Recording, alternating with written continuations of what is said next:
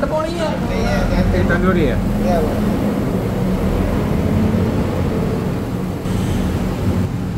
Enggak. Sedap.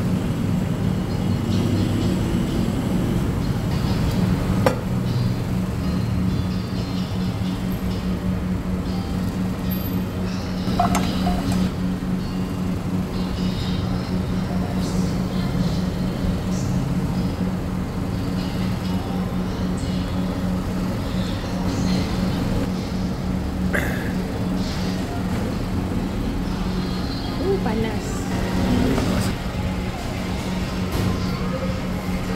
Sedap. Oh, boh.